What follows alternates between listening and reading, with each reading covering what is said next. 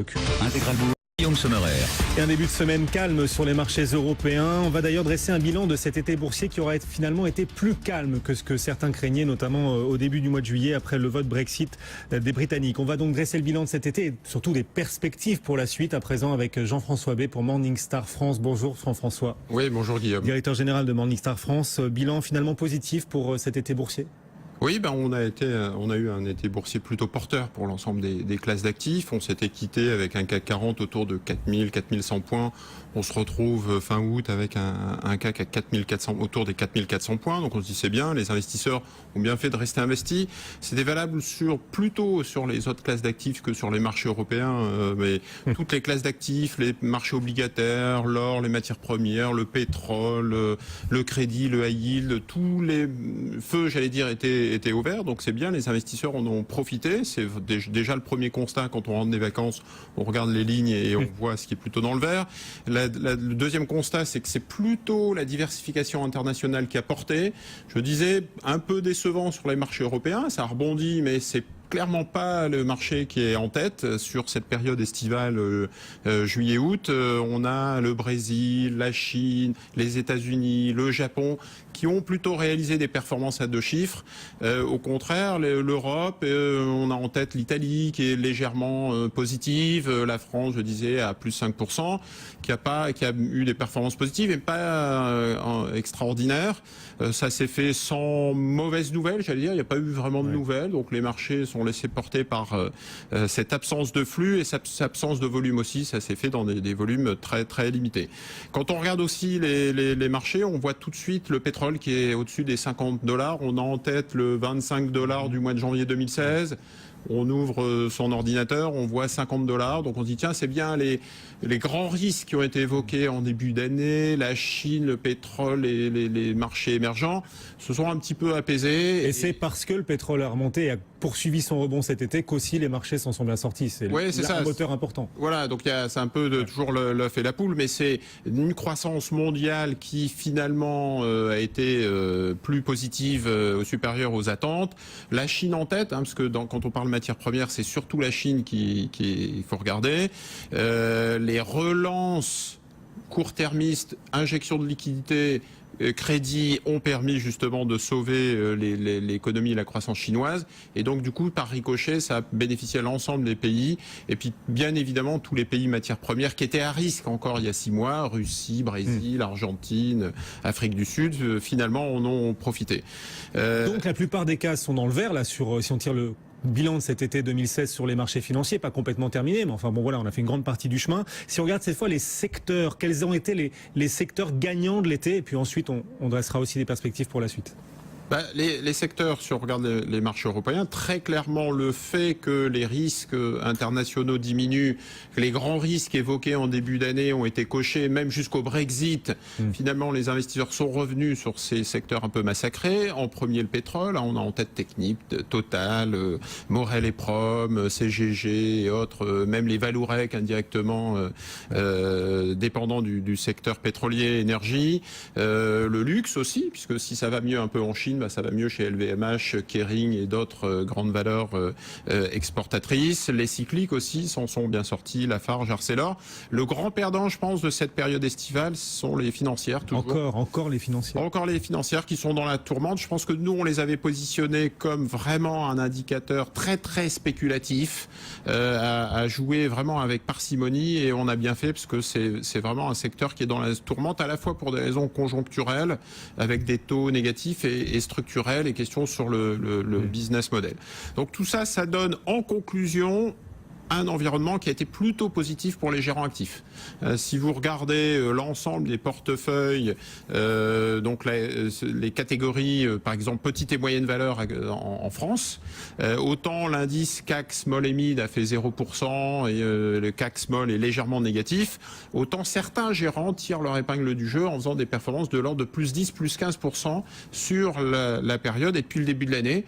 Des Sycomore, des Talents Gestion, des Keren, des Amiral Gestion, enfin voilà. Donc les stock pickers et les bond pickers s'en sont bien tirés. Et l'autre grande conclusion aussi pour les gérants, c'est que la dimension internationale a clairement payé Sur la période et depuis le début de l'année, plus 1% de performance liée à l'international et 1% de volatilité en moins, de niveau de risque. Ouais. Donc ça a été plutôt payant de bien diversifier. Parce que certes, les marchés européens ont passé aussi un été correct, mais ils ont continué de sous-performer par rapport aux autres zones géographiques. C'est ce que vous nous expliquez. Et la suite, justement, qu'est-ce qui nous attend maintenant, qu'on va sortir peu à peu de l'été, qu'on va arriver sur les périodes électorales dans plein de pays?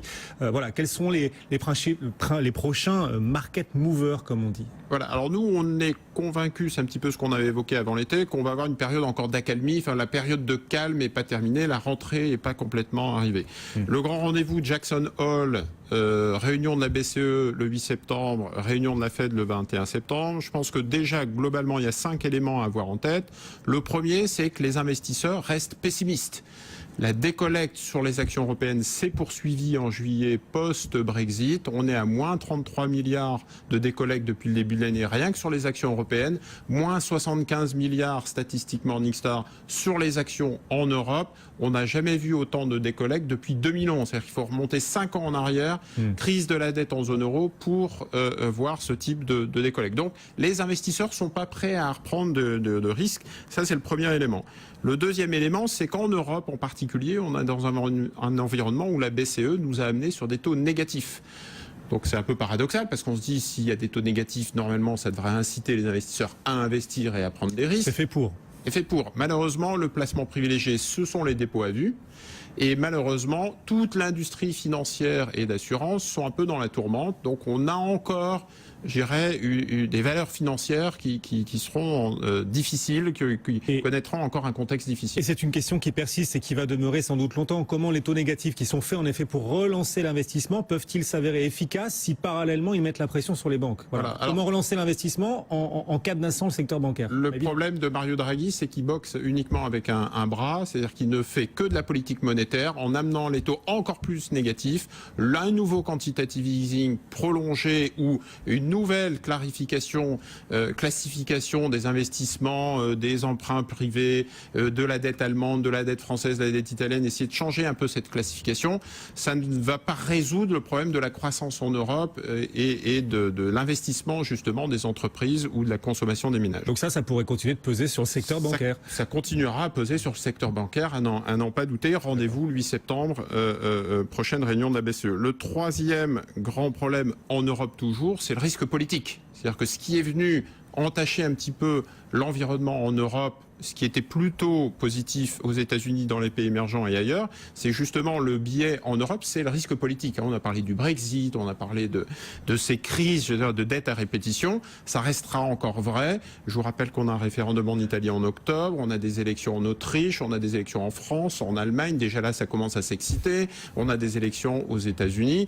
Et donc, chaque élection politique va entraîner une certaine fébrilité sur les marchés. On en est convaincu chez Morningstar. Il y a un vrai risque sur les États-Unis. On parle des différentes élections européennes, mais aux États-Unis, il y a le phénomène Donald Trump. Alors, il a perdu récemment 10 points dans les sondages, mais il peut les reconquérir aussi vite. Enfin, on l'a vu au printemps d'ailleurs. Il est remonté de 10 points en quelques jours dans les sondages au printemps sur une simple déclaration d'Hillary Clinton. Exactement. Ce qui s'est passé sur le Brexit se passe aux États-Unis. Dès que Donald Trump recule, on a les marchés actions qui remontent, et dès qu'il va remonter, on aura des marchés qui vont reculer. L'élément aussi important pour les États-Unis, c'est notre quatrième risque de rentrée, c'est la Fed et les taux. Ah oui. Là encore, je vous invite à voir la dernière déclaration du vice-président de la Banque centrale, Stanley Fischer, qui considère que l'économie américaine est proche de ses objectifs. Objectifs en termes d'inflation de 2%, de création d'emplois, plein emploi et de croissance. Donc il va bien falloir qu'à un moment donné, la Fed enclenche cette hausse des taux. On a considéré que c'était mis entre parenthèses avec le Brexit. La Fed est très conjoncturelle dans ses prises de décision. On pense qu'effectivement, dès septembre, ou en tout cas au pire décembre, il va y avoir cette hausse des taux qui va s'enclencher. Et les marchés n'y sont pas complètement préparés. Ils ne pricent pas de hausse de taux avant 2017. Donc Exactement. Attention à l'effet de surprise. Attention au mini-crack obligataire. C'est clairement en ligne de mire. Et le cinquième risque qu'on a un petit peu éludé, c'est la Chine.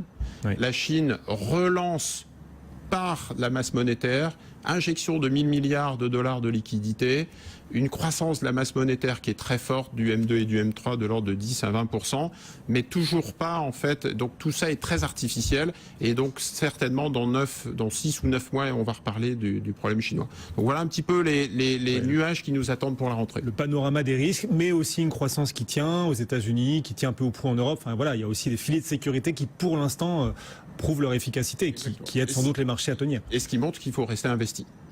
Jean-François Bay, directeur général de Morningstar France. Merci Jean-François d'être venu nous voir sur le plateau de BFM Business pour dresser un premier bilan de cet été, donc des perspectives pour la suite, alors que le CAC 40 aujourd'hui